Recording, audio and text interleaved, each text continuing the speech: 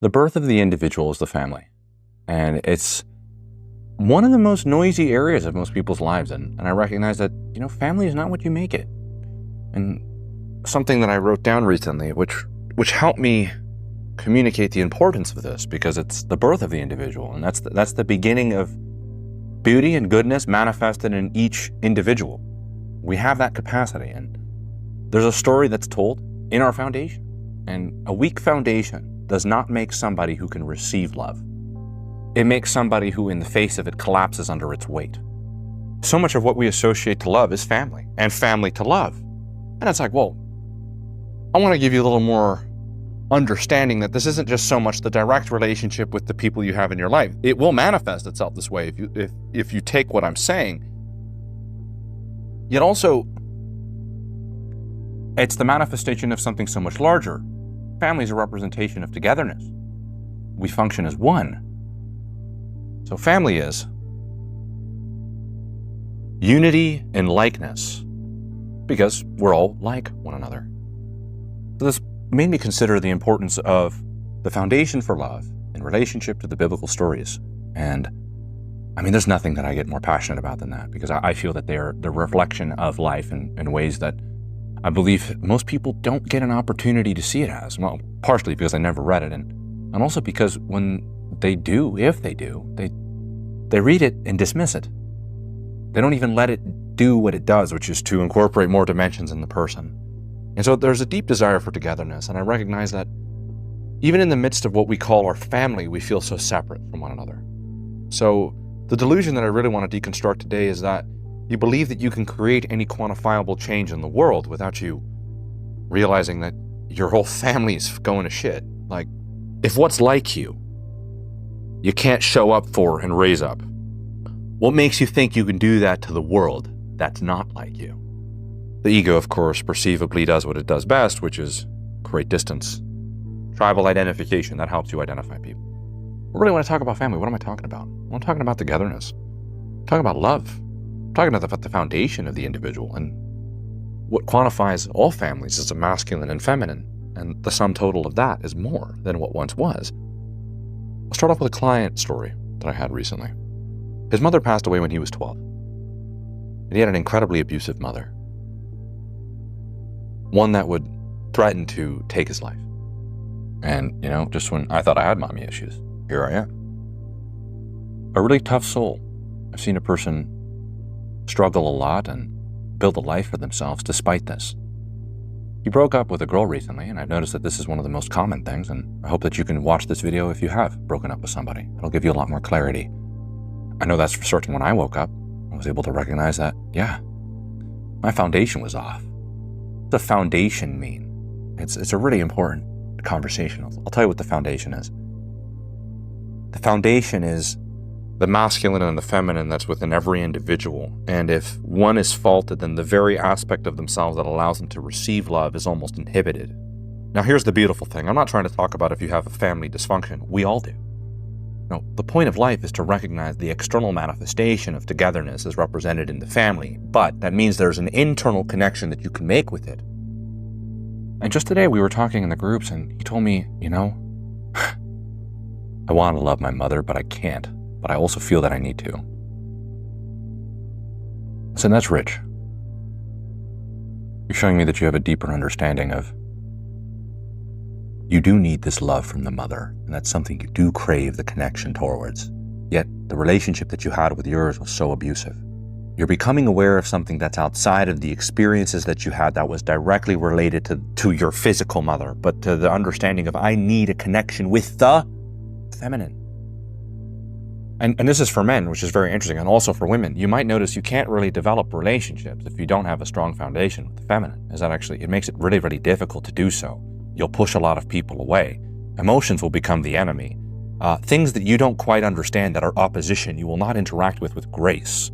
And so having a connection to the feminine is also having a connection to empathy. If you don't have that, then your ability to connect to people is nothing more than a transactional sociopathic presentation. Man, that's a lot of big words. What was that? I laugh at it sometimes because I see how much of an identity I've created around that. Besides, the foundation is represented in the family. That's what preserves the individual. As I was talking with him, I wanted to get him to realize something. Is that his physical mother in relationship to the foundation of the feminine are the same but not quite. When you are aware that this exists more than just the physical manifestation of it, you show up for it in its physical manifestation. Because now it's for you. I want you to get rid of every self-serving, altruistic narrative to where you're going to be the one to save your family. It has nothing to do with them. It has everything to do with you. And if you want to talk about a book that talks about family dysfunction, start with the Genesis story. It's the first story in the Bible, and it goes a little like this.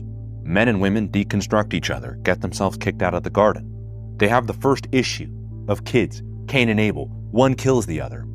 And then, because human race became so chaotic and dysfunctional and sought towards nothing constructive, I'm going to eradicate it, the Noah story.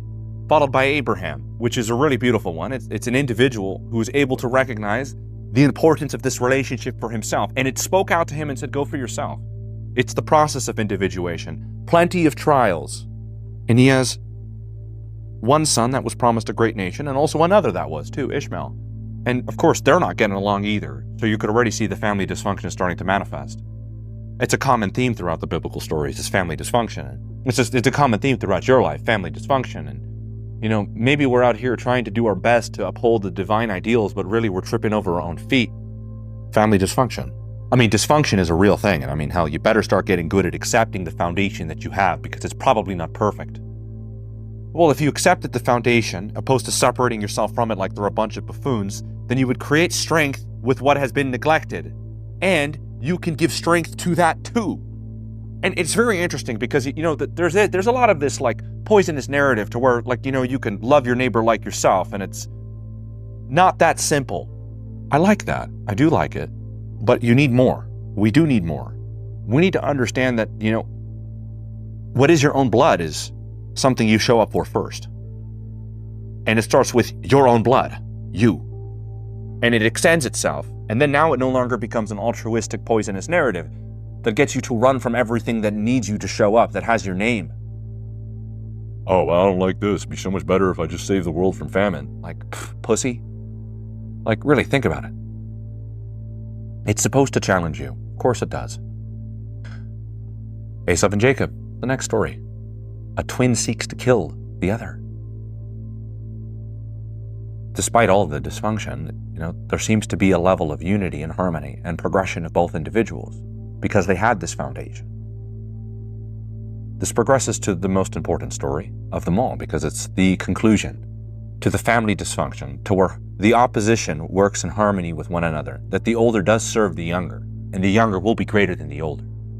Which is also really beautiful, which is, maybe darkness came first, but light's going to be the very thing that we seek to support and serve, and darkness is going to be in service of that. And so now we're no longer having this world of thinking that, what came first is always what is. And maybe it's actually what came later was the reason why what came first came in here to begin with.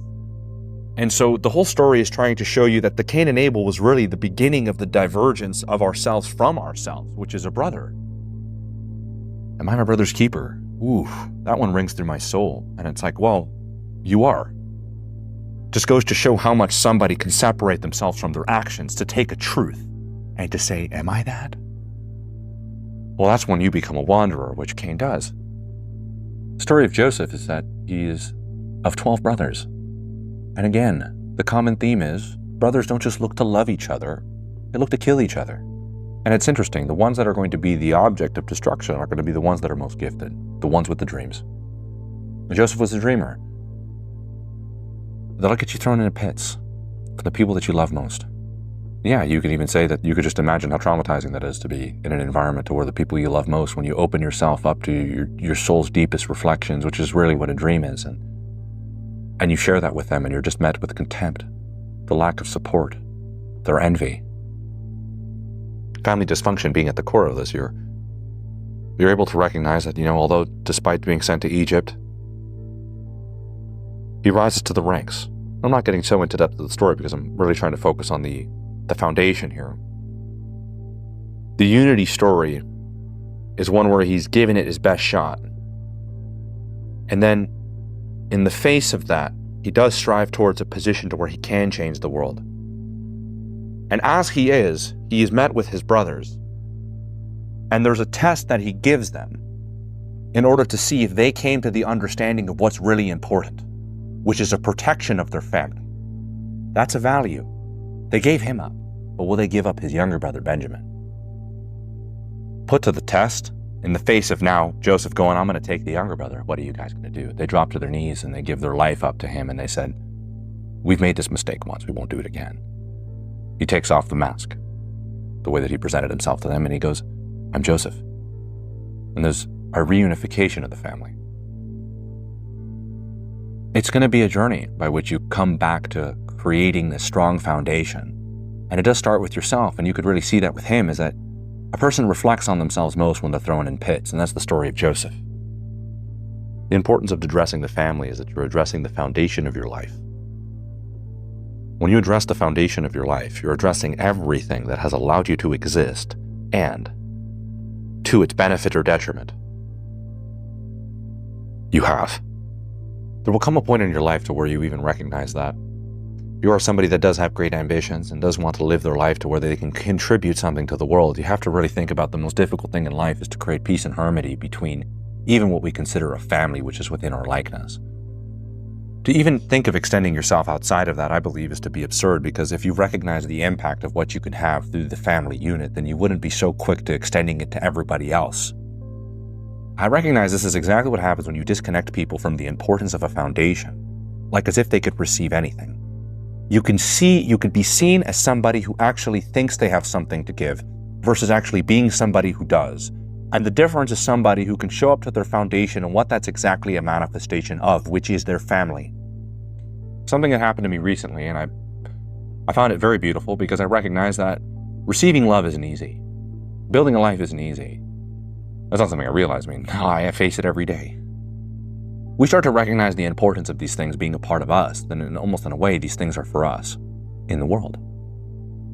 So much more richness in that. Of course, everybody has their dysfunction and things that they shouldn't interact with, maybe because they're not ready to. And that's okay to accept. If you're not ready to, then maybe you can address the dysfunction that resides in you that you're so busy trying to fix, and you could address that internally. And then you could do the one thing that creates all change: lead by example. Most people don't have the courage to ask for help, so you're only left with that. This does lead to a brutal story of perhaps maybe even accepting the way that it is, the foundation that you have. Very similar to my client. All I did today was just get him to accept that that's a very real thing about his life. That's exactly what happened to him. Now, does this mean that you live without? That's the very interesting part.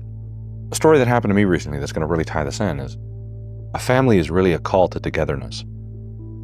Togetherness with what is like. It's not perfect.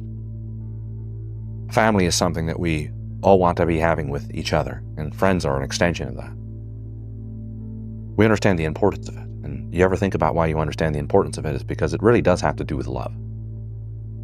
Now, the basis of this love is not going to be the conditions that most people hold against each other, but with an understanding of the likeness that we share in each other. For somebody who has a really beautiful family, and I really do, I still even feel apart, disconnected from it. I had a dream recently where I was playing with my nephew and my nieces, and I was out at my brother's house, and I saw him and his wife together. And when I saw him and his wife together, I grabbed my heart and I looked at them and I said, in the dream, I said, I'm so lonely. I want that too.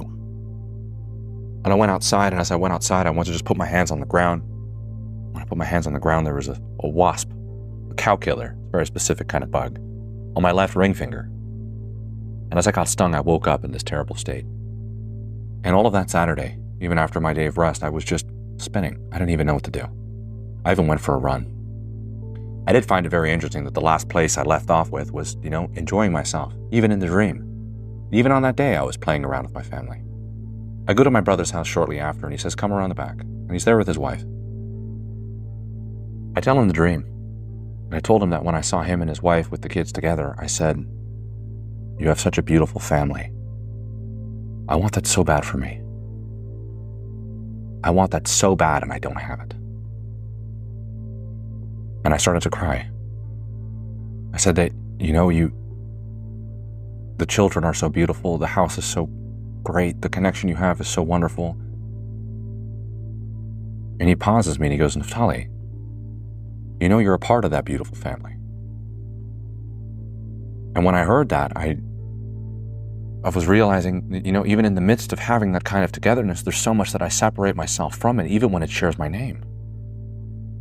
The process of unity and togetherness is a very, very difficult process. You just need to be willing to accept one thing, that in the face of what I feel that I'm not enough for, the mere process of me expressing its beauty and how it challenges me incorporates you to be a part of something you've always had. So me seeing what I saw was not seeing something I lacked. It was me seeing something that I've had all along, that I am a part of, that I live with, in my search for. I'm not seeking for something that doesn't exist. I'm a part of that family. And I could recognize this because I've worked with addicts and people who are struggling so much to be in a relationship. Is at the basis of all of these things is to be alone with. I'm alone with my family. I'm floating through space on the same blue planet that you are. It's not that I'm disconnected from it. I'm a part of it.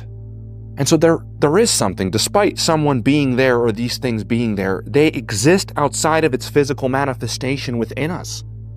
The richness of that is that you're never alone. And I was talking a lot about this with my media manager, and it was the most rich, beautiful experience in life is to be alone with, is to recognize that you're a part of. The whole point is to recognize that what we're really trying to come closer to is the universality among each other. I'm not saying this to be the hippie who wants to bring in world peace. I'm not even sure if that's possible. I think what's possible and honestly makes sense is that, what we see as like one another is the first thing that we raise a knife towards. It's the first story. I accept this. I want you to at least be able to understand the resistance that you have towards unity within your own life. I recognize that even in my own. To feel lonely is a challenging emotion because it makes you see yourself differently. Yet, of course, just by being able to express what you desire in your life changes the way you see yourself. It allows you to feel it within you. I was suffering before. When I woke up from that nap, I was spinning. The ability to just express it opened me up to realizing I'm a part of it. The process of bringing unity is a recognition of the dysfunction that's our baseline. A dysfunction that's our baseline is no longer something we reject, no longer something we search for. It's something we begin to accept and show up to. You begin to show up to this in yourself. You begin to recognize that the possible manifestation of His beauty can happen in reality.